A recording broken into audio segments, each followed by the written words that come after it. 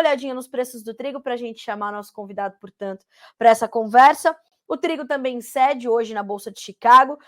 As perdas variam de 5 a 6 pontos mais 25 neste momento. O contrato de dezembro tem $8,96 por bushel, o março $9,09, o maio $9,16, o julho $8,99.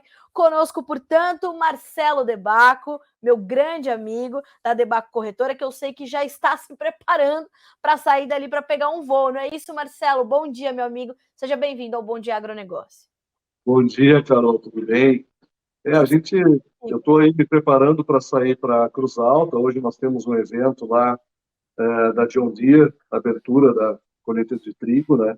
Então a gente está na correria. Faz parte, é época de safra, a gente tem que estar preparado para isso. É isso. Mas assim que é bom, né, Marcelo? Se a gente está em movimento é porque a gente está produzindo, ainda mais você levando seu conhecimento adiante, que é tanto. Então, vamos embora. Depois você traz essas informações para a gente. Tá legal, obrigado, Carol. Marcelo, diga pra gente, como é que está o mercado nesse momento, principalmente aqui no Brasil, quando a gente está colhendo a nossa safra, que deve ser a maior safra de trigo da história do Brasil, versus esse mercado completamente volátil na Bolsa de Chicago. Que momento é esse? Como é que você está fazendo a sua leitura do presente cenário? Olha, a leitura é que, não querendo ser otimista demais, mas a oferta foi suplantada pela demanda, ou seja, a demanda é muito maior do que a oferta, a demanda é maior que a produção. Então, mesmo que nós tivéssemos uma demanda equilibrada, não haveria acúmulo de estoques. A gente percebe que desde 2016 até agora não ocorreu acúmulo de estoques de trigo. A situação climática global é bastante difícil. O plantio da safra de inverno acontece com dois eventos danosos para o plantio. De um lado, seca, do outro lado, guerra.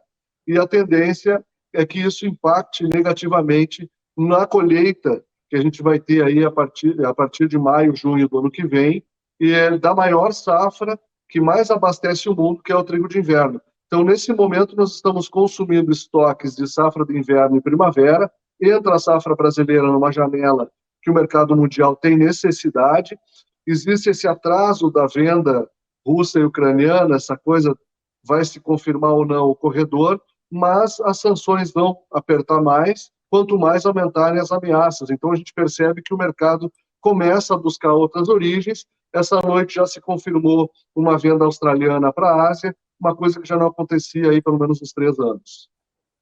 Marcelo, essa entrada, essa chegada da janela, da safra brasileira nessa janela onde ela é necessária, a gente vai ver o Brasil mais uma vez se destacando nesse movimento de aumentar as suas exportações. O trigo brasileiro vai ser mais demandado pelos nossos clientes internacionais? Nós temos um movimento bastante interessante. De um lado, o produtor ficou sem receita na safra de verão e as tradings ficaram sem soja por causa disso. Então, tem muito mais gente disposta a pôr dinheiro, a operar o mercado de trigo do que nós tínhamos no ano passado. Então, isso pode fazer com que essa demanda, essa necessidade comercial de trigo, dê espaço para o trigo no mercado internacional, que ele já ganhou até pela própria qualidade. Nós temos um trigo com uma excelente proteína e o mercado vê isso. As ofertas de trigo russo e ucraniano são de 11,5%, 12% de proteína, e o nosso trigo chega até 16% de proteína, o que ainda não é premiado, mas é reconhecido. Por outro lado, também existe o risco de safra argentina, a questão climática argentina não para de prejudicar a safra deles, isso vai fazer cada vez mais essa janela se abrir para o Brasil. O que nós temos aí de risco, para não ser tão otimista, é a situação de espaço no porto, né? Nós temos logo em janeiro uma safra de milho que deve ser colhida e depois uma safra de soja. E essa robusta safra de trigo que a gente espera para o Rio Grande do Sul pode ser que em algum momento tenha que ser liquidada para fazer espaços e o porto talvez não tenha condições aí de abrigar tantos tipos diferentes de grãos. Isso faz parte aí da falta de planejamento logístico que a gente tem aí no Estado, seja pelas empresas ou até pela parte do poder público.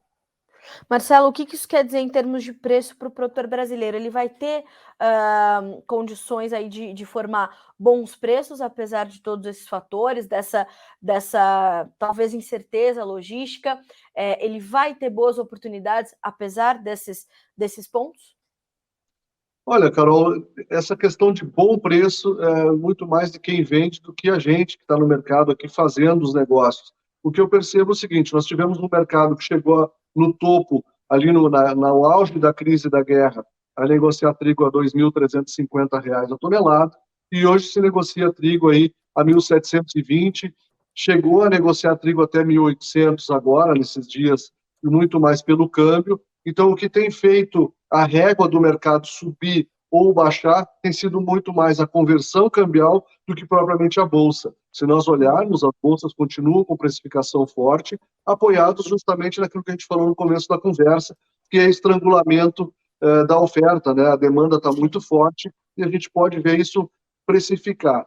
Então, o preço mínimo do trigo ali ao redor de R$ 1.540 a tonelada, e hoje se negocia na casa dos 1.720, 1.730 no Porto. Essa diferença que a gente tem que entender se ela é valor suficiente para o vendedor ou não. Claro que sempre reforçando que o câmbio vai fazer o momento do preço, a gente pode ter aí, como nós tivemos na semana passada, um preço R$ 100 mais alto que isso. Sim.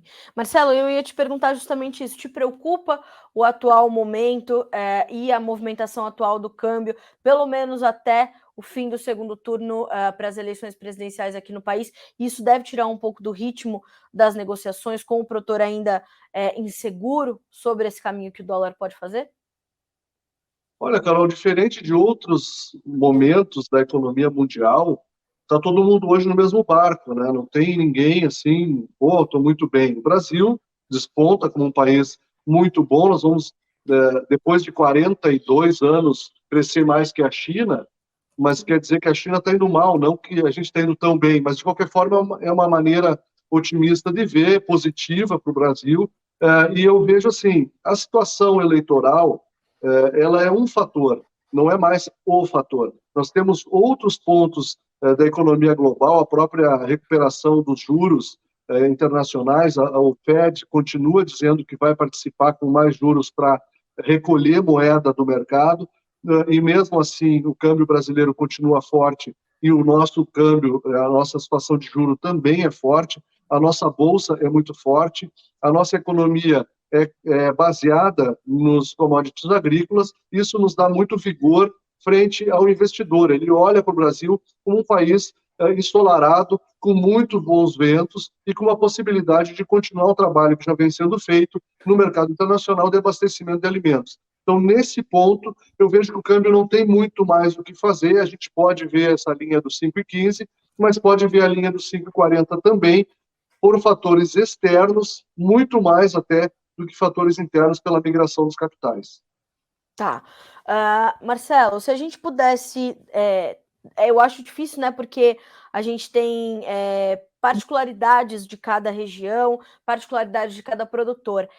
Mas a gente tem alguma orientação que vá ajudá-lo a tomar decisões a partir desse momento, diante desse quadro que você detalha para a gente? Porque, apesar de toda essa questão da manutenção do conflito e tudo mais, dessa incerteza sobre o que chega de Rússia, de Ucrânia, a gente vê que, e talvez por isso a gente veja uma volatilidade se intensificando muito nos mercados. Os preços do trigo já chegaram a 13, né, dólares por bushel na Bolsa de Chicago, voltaram para os 9. A gente consegue trazer uma orientação comum para os produtores nesse momento, diante de tantos caminhos que o mercado pode seguir, ou o melhor que ele tem a fazer é buscar entender a sua particularidade e reduzir a sua exposição ao risco?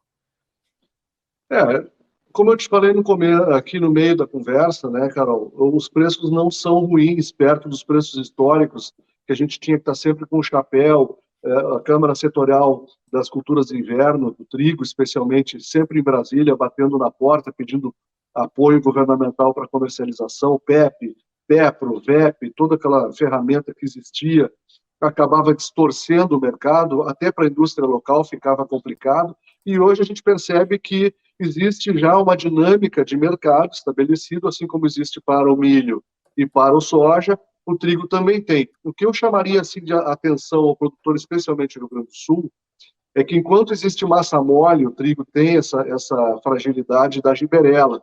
Então, percebeu que a lavoura está ficando vermelha, não vamos esperar chorar o leite derramado. Tem que aplicar, fazer a cobertura para que a gente não tenha problemas de qualidade. Porque depois, né, já que o trigo está tão bom, as lavouras estão muito bem. Então, a precificação ela está acontecendo dia a dia, é importante participar do mercado dia a dia, estar presente no mercado, e como o volume é grande, todo mundo aumentou a sua participação, pelo menos aquele excedente do que plantou a mais, o pessoal começando a colher, já deveria pôr no mercado para evitar que em algum momento fique ali estrangulado uma sobreoferta para o mercado talvez retraído. Tá certo.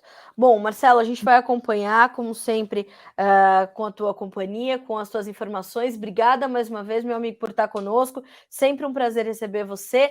Boa viagem para ti, bom trabalho. Beijo na Rita, beijo na Duda, no Marcelinho, todo o super time da Debaco. Obrigada, Marcelo.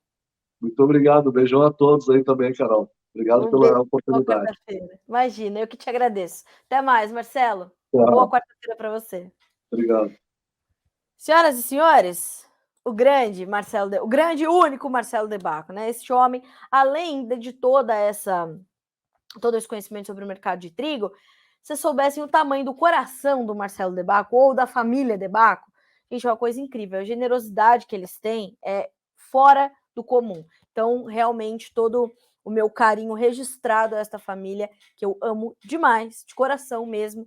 É mais um, né? Que tá ali no meu time, que eu sempre falo para vocês, acompanhem essas pessoas, né? Selo Carlinha de qualidade, por quê? São essas pessoas que me ensinaram. Se eu hoje fico aqui 1 hora falando sobre agronegócio com vocês, é porque eu tive grandes mentores, e o Marcelo Debaco e a Rita Debaco estão nesse time, tá certo?